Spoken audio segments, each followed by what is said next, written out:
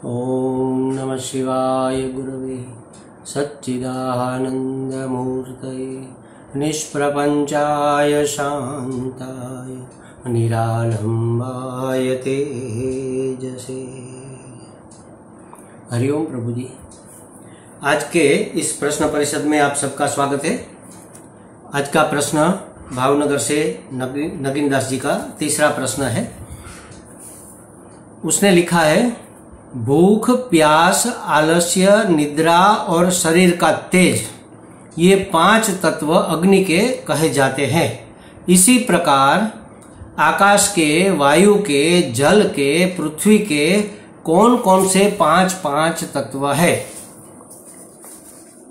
देखो महाराज, पहले तो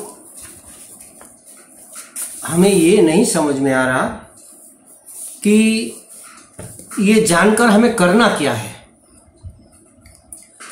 देखो, कई लोग हमें पूछते भी है, हमें हर एक के अंदर एक प्रश्न भी ये रहता है कि हमने तो इतना पढ़ा, इतना लिखा, इतना सत्संग किया, इतना जाना, लेकिन अभी तक हमें जो चाहिए, जो परमात्मा प्राप्ति हमें करनी है, जो पूर्णत्व की प्राप्ति करनी है, वो क्यों नहीं हुई? अभी तक हुई क्यों नहीं? देखो महाराज, हमारा लक्ष्य क्या है? हमारा लक्ष्य है पूर्णत्व की प्राप्ति। हमारा लक्ष्य है मन की शांति। हमारा लक्ष्य है परम शांति। हमारा लक्ष्य है प्रसन्नता। हमारा लक्ष्य है आनंद। हमारा लक्ष्य है अभय। तो ऐसी बातों को जान लेने से क्या हम शांत हो जाएंगे? क्या हमारा मन अब फिर चंचल नहीं रहेगा? ये सब सांख्यवादियों के प्रश्न है। वो गिनाते हैं, इस तत्व में इतने हैं, इस तत्व में इतने हैं। ये तो माहिती हुई महाराज, ये तो इन्फॉर्मेशन हुई। इसका ढेर का ढेर लगा दो, फायदा क्या होगा? आप विद्वान तो बन जाओगे, हम विद्वान तो बन जाएंगे ये सब जानते हो। कोई पूछेंगे कि अग्नि के ये 5 तत्व, हाँ हमें पता है। वायु के अरे हमें पता है। फला ढिकना के ये इतने तत्व हमें। अरे महाराज, ये 5 महाभूत हमें शास्त्र ने इसलिए समझाए हैं कि हमें लगता है कि ये सृष्टि हुई है और ये सच्ची है और ये हमारे सुख दुख का कारण है। तो अगर ये सृष्टि हुई है तो ये कैसे हुई? तो ये समझाने के लिए कि ये कैसे हुई, 5 महाभूतों से हुई। 5 महाभूत कहां से हुए? तो ये कहते हैं कि 5 महाभूत एक में से दूसरे, दूसरे में से तीसरे ऐसे निकले हैं। जैसे कि पृथ्वी में से पृथ्वी जल में से निकली, जल अग्नि में से पैदा हुआ, अग्नि वायु से हुई, वायु आकाश से हुआ और आकाश परमात्मा स्वयं आकाश बना। मतलब यही हुआ कि जैसे एक सोने का लोंदा हमने लिया, उसमें से हमने एक रोड, एक सरिया बनाया, उस सरिये को खींचकर हमने तार बनाया, उस तार को तोड़कर टुकड़े करके हमने छोटे छोटे टुकड़े बनाए, उस टुकड़े को हमने गोल करके कड़ी बनाई, उस कड़ियों को ऐसे जोड़ जोड़कर हमने एक चेन बनाई गले में पहनने की। तो फिर कोई पूछेगा कि अरे ये चेन कैसे बनी? तो रिवर्स प्रोसेस करेंगे तो पता चलेगा कि वास्तव में ये चेन है ही नहीं, ये गोल्ड है, ये सोना है, ये सोना ही है और कुछ है ही नहीं। सोने के रूप में रहा हुआ सोना ही सरिया बना, सरिये के रूप में रहा हुआ सोना ही तार बना, तार के रूप में रहा हुआ सोना ही टुकड़े बना, टुकड़े के रूप में रहा हुआ सोना ही कड़ी बना और कड़ी के रूप में रहा हुआ सोना ही चैन बना। चैन हमारे व्यवहार सत्ता के लिए हमने उसको एक नाम दिया, एक रूप दिया। सोने का लोंदा यहां हम पहन नहीं सकते और वो सुंदर भी नहीं लगेगा, हमारी मान्यता के अनुसार सुंदर लगना चाहिए। तो हमने ये, तो इसी तरह हमें लगता है ये संसार तो बड़े काम की चीज है, इसमें तो ये मिलता है, इसमें तो वो विषय भोग मिलता है, विषय भोग में से आनंद मिलता है, आनंद फिर टिकता तो है नहीं। तो कहा कि ये सृष्टि सत्य नहीं है। अरे महाराज, दिख रही है ना? हाँ दिख रही है, लेकिन ये 5 महाभूतों का प्रपंच है। अच्छा, ये 5 महाभूत क्या है? तो आकाश, वायु, अग्नि, जल, पृथ्वी, ये 5 महाभूत। अच्छा, ये 5 कैसे हुआ? तो क्या पृथ्वी यहां से हुई, जल से, जल अग्नि से हुआ, अग्नि वायु से हुआ, वायु आकाश से, आकाश संभूतः, परमात्मा स्वयं आकाश बना। तो ये परमात्मा ही है। ये जानने के लिए, हमारा लक्ष्य प्राप्त करने के लिए हमने ये 5 महाभूत, फिर हम उसके अंदर घुसेंगे, क्योंकि ये तो सिर्फ हमारे एक आरोप को निवृत्त करने के लिए दूसरा आरोप किया गया। जैसे पांव में कांटा लग गया, हम जंगल में जा रहे हैं, हमारे पास और कोई साधन है, पांव में कांटा लगकर टूट गया, अब उसको निकाले कैसे? अब जो कांटा लगा है उससे भी मोटा, उससे भी मजबूत, उससे भी बड़ा एक कांटा और लो, उस कांटे से उस कांटे को निकालो। निकालने के बाद जो निकालने वाला कांटा है उसको भी फेंक देना है, उसको पकड़ के क्या करना है? बात आई समझ में? तो इसको फेंक देने के लिए, इसको समझने मन से, यहां से फेंक देने के लिए हमने ये पंच महाभूत, फिर उसके अंदर घुसेंगे कि अरे ये बड़ा वाला कांटा है, इसको अब अंदर रखो, छोटा तो निकल गया, अब ये काम की चीज है, तो ये भी चुभेगा। हमें तो दर्द से मुक्त, हमारा लक्ष्य है दर्द से मुक्त होना, पीड़ा से मुक्त होना, समस्याओं से मुक्त होना, बंधन से मुक्त होना। उसके लिए जितना जरूरी है उतना जानो। फिर उसमें अगर आप विश्लेषण करते जाओगे तो ये कहां पहुंचेगा? ये पंडिताई हो जाएगी, ये आत्मज्ञान नहीं होगा महाराज।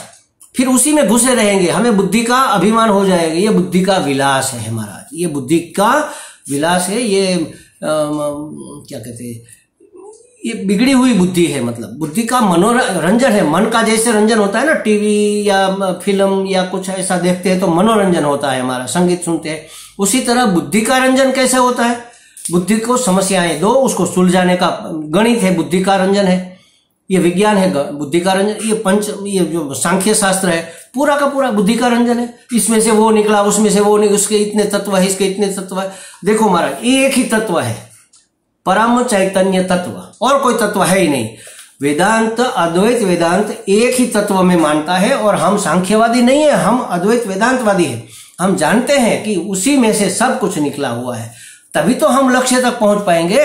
अगर इतने सारे तत्व है तो सबको बटोरते बटोरते तो जन्म निकल जाएंगे, फिर भी हाथ में कुछ आएगा नहीं, वास्तव में तो ये कुछ है ही नहीं। तो वेदांत, अद्वैत वेदांत एक तत्व मानता है, सांख्य शास्त्र, मूल सांख्य शास्त्र दो तत्व मानता है, प्रकृति और पुरुष। फिर उसमें उन्होंने डिवीजन किया कि पुरुष के इतने तत्व, प्रकृति के इतने तत्व, और उस तत्व में भी वो वहां अग्नि तत्व, समझो आपने जैसे बताया कि ये अग्नि तत्व है, तो अग्नि तत्व के ये 5 तत्व, फिर वायु के 5, और 5 के भी और 5, और 5 के कितना होगा? अनंत अनंत गुणे तत्व हो जाएंगे। क्या करेंगे इसको जानकर? और पुरुष और प्रकृति मूल दो तत्व, सांख्य न्याय दर्शन ने कहा कि पुरुष प्रकृति से कुछ नहीं होता, जीव होना चाहिए, उसने 3 तत्व माने न्याय दर्शन ने। फिर योग दर्शन ने उसको ठीक किया, और सब सांख्य शास्त्र ने 5 का 5 गुना करके 25 तत्व कंफर्म किए। तो फिर योग दर्शन ने कहा कि अरे ये 25 तत्व तो जड़ है, उसमें परमेश्वर नहीं है, ईश्वर को इसमें जोड़ दो, तो 26 तत्व हो गए। तो महाराज ऐसे तो तत्व बढ़ते जाएंगे, फायदा कुछ होगा नहीं।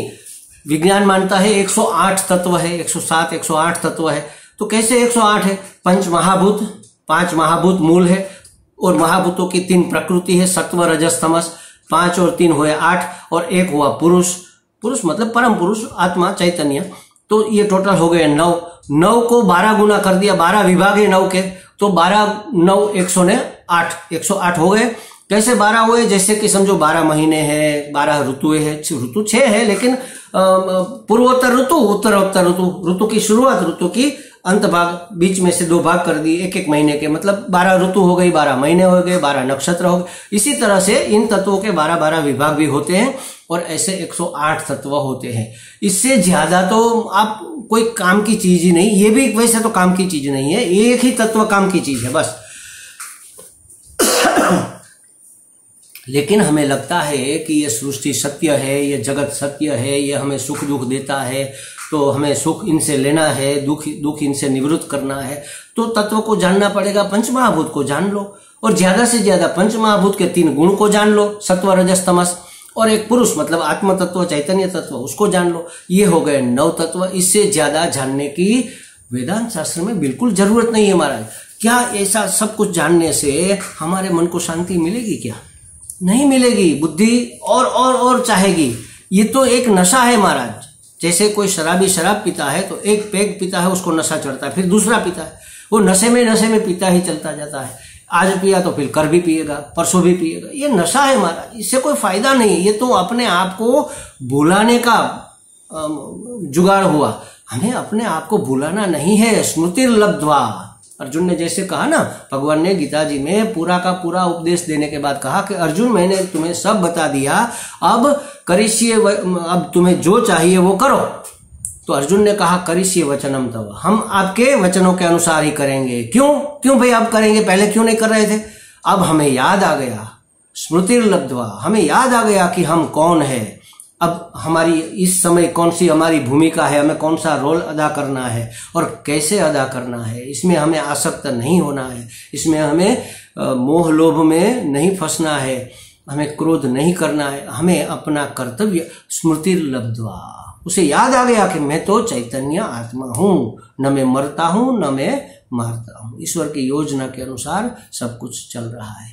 तो हमें तो स्मृति प्राप्त करनी है, अपने आप को भुलाना थोड़े ही है, ये तो अपने आप को भुलाने की बात है। उसी में दूसरे में घुसे रहोगे तो अपने आप से, देखो महाराज 10 दिशाएं हैं, जैसे 10 दिशा में से आप किसी भी दिशा में जाओ अपने आप से दूर जाओगे। पूर्व में जाओ, पश्चिम में जाओ, उत्तर दक्षिण वायव्य नैऋत्य ईशान अग्नि ऊपर नीचे, 10 दिशा है। 10 दिशा में से आप कहीं पर भी, विज्ञान भागता है दौड़ता है, ऊपर गया आसमान तक गया, वो नए नए तारे ढूंढ लिए, चंद्र पर गया, मंगल पर गया, वहां पर गया, यहाँ पर गया, कहां पर गया, अंत नहीं आया ना। नीचे गया पाताल में, दरिया में गया, गहरा गहरा गहरा गहरा गहरा, लावा रस जहां तक है वहां तक चला गया। क्या प्राप्त हुआ? कुछ फायदा नहीं हुआ। ठीक है, व्यवहार सत्ता के लिए संशोधन हुआ, कुछ हमारे जीवन में कुछ सुविधाएं आई, लेकिन सुविधा का नाम सुख नहीं है हमारा, सुविधा का नाम आनंद नहीं है। कि सुविधा है तो हम अपना काम, अपनी खोज आराम से कर सकेंगे, ये बात ठीक है। किसी भी दिशा में जाओ आप अपने से दूर जाओगे। जब 11वीं दिशा अंदर की जब खुलेगी, आंख बंद हो गई, इंद्रिया आवृत हो गई और आवृत चक्षु होकर अपने आप को जानने का प्रयत्न करो, अपने आप को प्राप्त करने। ये सब कौन चाहता है? बाहर जाना कौन चाहता है? मैं चाहता हूं ना। तो मैं को तो पहले जानो। इसको जानने के लिए कितने, कौन से, क्या तत्व है, ये सब जानने की जरूरत है नहीं महाराज। मैं कहीं से भी मैं ढूंढ कर, अगर मुझे पता होता तो मैं बता भी सकता हूं, ऐसी बात नहीं है। ये आपने 5 बताए, मैं 5 से 25 कर सकता हूं, कोई भी विद्वान कर सकता है। तो इससे फायदा क्या हुआ? ये तो बुद्धि का विलास हो गया, व्यभिचार हुआ बुद्धि का। ये व्यवसायत्मिका बुद्धि नहीं है महाराज। व्यवसायत्मिका बुद्धि चाहिए, एकाग्र बुद्धि चाहिए। हमें जिस रास्ते पर जाना है, हमारा जो लक्ष्य है, उस लक्ष्य को ध्यान में रखकर उसी रास्ते पर, उससे 10 गुना अच्छा रास्ता हमारे पास से गुजर रहा है, चलो उसी पर चलते। फायदा क्या है? हमें जहां जाना वहां ये पहुंचाएगा नहीं। ऐसे तो अनेक रास्ते हमने जीवन भर अपनाए, लेकिन कुछ फायदा नहीं हुआ।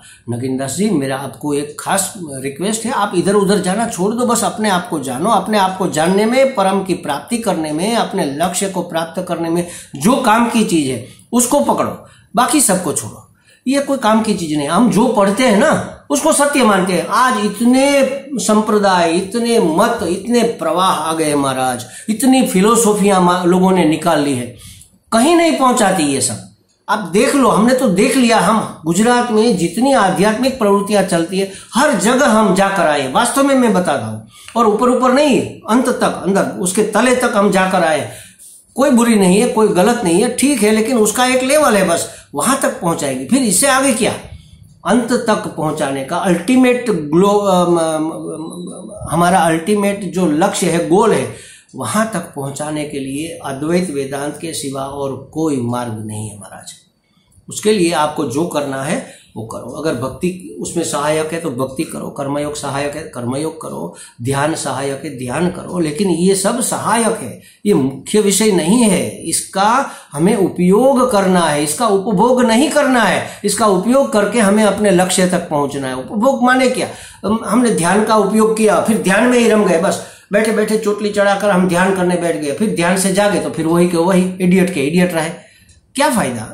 मन को चंचलता से निवृत्त करने के लिए ध्यान है, वहां तक करो, ठीक है, निधि ध्यासन करो। वास्तव में तो आपको निधि ध्यासन करना है।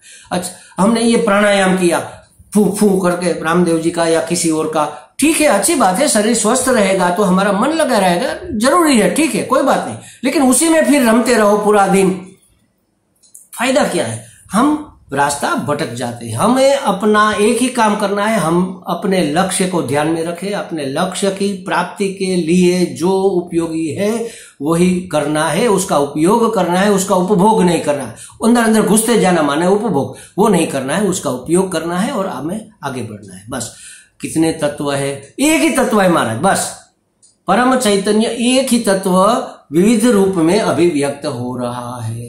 अनेक अनेक रूप में अभी हो सकता है ना।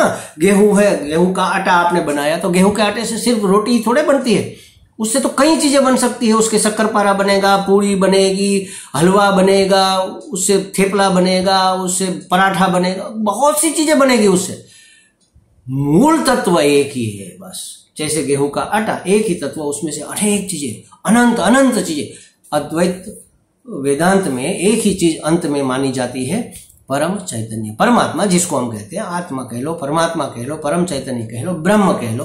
अनंत अनंत विस्तार है उसका, इसलिए उसको ब्रह्म कहते हैं। बृहत्वात् ब्रह्म, उसको ब्रह्म कहेंगे। तो ब्रह्म प्राप्ति के लिए, ब्रह्मात्मा ऐक्य के बोध के लिए हमें जो करना है वही करें। हमें लगता है हमारी बात आपकी पकड़ में आई होगी। अगर कोई और भी फिर भी प्रश्न रहा है तो आप हमें बात कर सकते हैं। हरि ओम।